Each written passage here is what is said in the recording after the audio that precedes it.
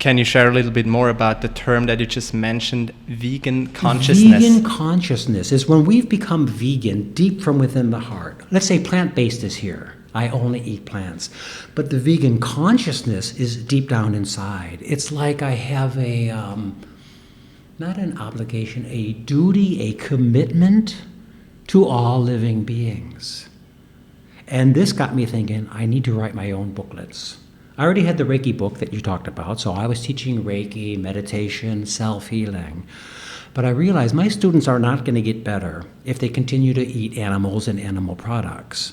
So I started bringing in more and more nutritional things, and the nutritional things lead to the change in consciousness.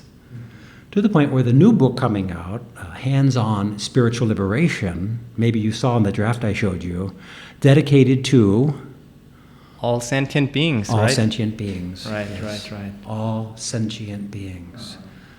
You know, my previous books were to my mom or to my dad or to my family and friends, but this is for all beings. Right, and what I was lucky enough to get a draft of your new book, and what you're doing there is you're basically doing something that hasn't been really done before. You're combining, diet,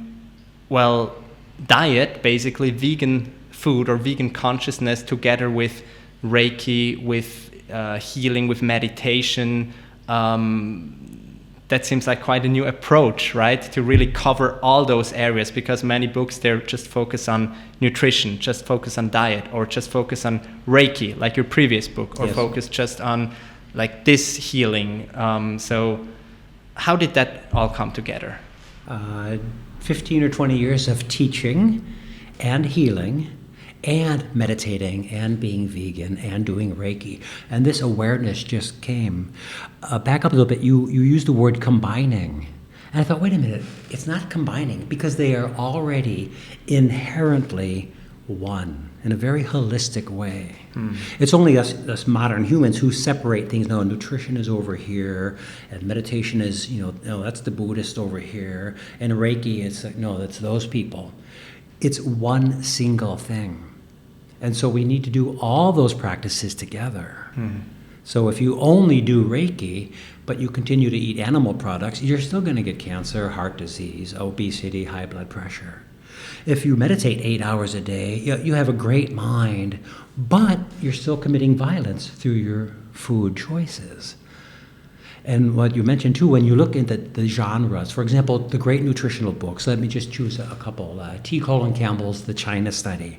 Great book, we've read it, we're influenced by it. Dr. Greger wrote How Not to Die. And there are many, many authors like this. They write great books explaining the nutrition, but those guys, they don't talk about the ethics. Fair enough, they're medical doctors, but somehow ethics are completely separated from nutrition.